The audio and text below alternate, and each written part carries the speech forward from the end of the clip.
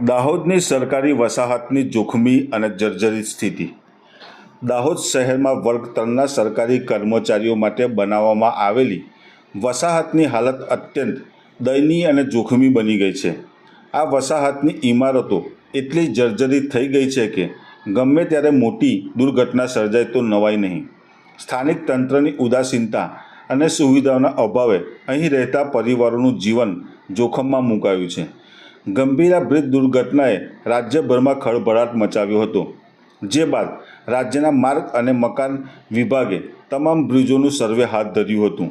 આ સર્વેને પગલે ઘણા બ્રિજોનું સમારકામ થયું, જ્યારે કેટલાકને વાહન વ્યવહાર માટે બંધ કરાયા। પરંતુ દાહોદમાં આરએનબી વિભાગની નિષ્ક્રિયતા હજુ પણ ચિંતાનો વિષય છે। શહેરમાં વર્ગ 3ના કર્મચારીઓ માટે બનાવેલી સરકારી વસાહતની ઇમારતોની દશા આપ જોઈ રહ્યા છો। આ ઇમારતો એટલી જર્જરિત છે કે ગમે ત્યારે ધરાશયી થઈ શકે, જેનાથી મોટી જાનહાનિ થવાનો ભય છે। આ વસાહતમાં હાલ અંદાજે 45 પરિવારો રહે છે, જે દરરોજ ભયના ઓથાર હેઠળ જીવન ગુજારી રહ્યા છે। ઘરોની છતના પોપડા ખરી રહ્યા છે, સળિયા ખુલ્લા પડી ગયા છે અને બીજા માળે જવા માટેની સીડીઓ પણ જોખમી હાલતમાં છે।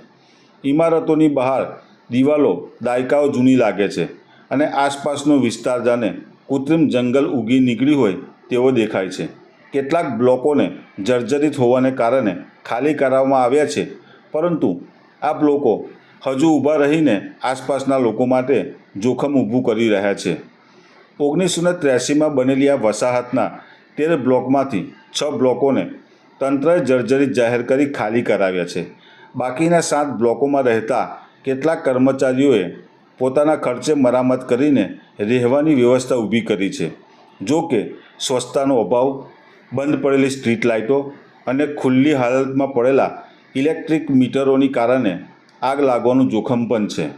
પાણી, રસ્તા અને મૂળભૂત સુવિધાઓના અભાવ આ વસાહતની સમસ્યાઓને વધુ ગંભીર બનાવે છે। આ વસાહતમાં રહેતા લોકોએ આરએનબી વિભાગ અને સ્થાનિક તંત્રને અનેક વખત રજૂઆતો કરી છે, પરંતુ અધિકારીઓ માત્ર નિરીક્ષણ કરી નોંધ લખીને પાછા ફરે છે। સ્થાનિકોની માંગ છે કે જર્જરિત બ્લોકોને તાત્કાલિક તોડી પાડવામાં આવે, જેથી આસપાસના લોકોના જીવનું જોખમ ટળે। જો આ ઇમારતો ધરાશાયી થાય અને જાનહાનિ થાય તો તેની જવાબદારી કોણ લેશે? વસાહતમાં રહેતા કર્મચારીઓની સ્થિતિ ચિંતાજનક છે। સરકાર અને સ્થાનિક તંત્ર આ બાબતે તાત્કાલિક પગલાં લે એવી અપેક્ષા રહેવાસીઓ રાખી રહ્યા છે। મારું નામ સંગીતાબેન રાજુભાઈ ડમોર છે। ગવર્મેન્ટ કોલોનીમાં અમે રહીએ છીએ અને આની કોઈ નહીં જવાબદારી કોઈ લેતું નહીં। લખી તો લઈ જાય છે કે આવું છે, આમ છે, તેમ છે, પણ કોઈ જવાબદારી તો કોઈ લેતું નહીં। તો પછી અમે નાના નાના છોકરાઓ લઈને અહીંયા રહીએ છીએ, તેની જવાબદારી કોણ લે? ગમે ત્યારે આ તો પડે તો, અને સળિયા બી દેખાય છે ઉપર। રસોડામાં તો વધારે તમે જોયું જ છે। એવી પોઝિશન છે આ। સંગીતાબેન નામ। હું સરકારી વસાહતમાં રહીએ છીએ, ગવર્મેન્ટ કોલોની। અમારા રૂમમાં અંદર સળિયા કટાઈ ગયા છે, પાણીના વરસાદથી પાણી અંદર ટપકે છે। બહારની બિલ્ડિંગો પણ ઈંટો દેખાઈ ગઈ છે। સાહેબો આવી જાય છે પણ કંઈ કરતા નહીં, જોઈ જતા રહે છે। અને રૂમમાં જીવજંતુ બી ભરાઈ જાય તો અમારો ડર રહે છે કે કંઈક થઈ ના જાય।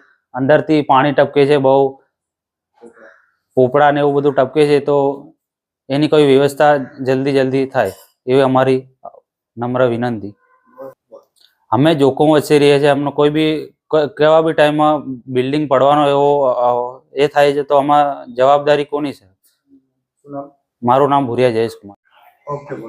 હું છેલ્લા 18-19 વર્ષથી અમે સરકારી વસાહતમાં રહીએ છીએ અને કેટલાય સમજથી અમારા આખી વસાહતની હાલત જર્જરિત છે અને અમે અમારા જીવના જોખમે તો જોકે રહીએ જ છીએ, પણ સરકારશ્રીને મારી અપીલ છે કે તમે સારી એવી ગ્રાન્ટ આપો, સારો એવો સ્ટાફ ફાળવો, કે એવું કામ ગ્રાન્ટ આપ્યા પછી તમે કેટલું કામ કર્યું એની તપાસ રાખો અને કામ થાય। અમારે ત્યાં તો રોડ પણ એટલા ખરાબ છે, 2 બિલ્ડિંગ તો હાલ પડી જેવી પરિસ્થિતિમાં છે। તો સાહેબને મારી વિનંતી છે કે તાત્કાલિક ધોરણે એનું આ બિલ્ડિંગ છે એને ધરાશાયી કરાવો અને જે બી જર્જરિત છે એની ગ્રાન્ટ આપી અને તાત્કાલિક ધોરણે એને સારી કરાવો। અવંતિકા।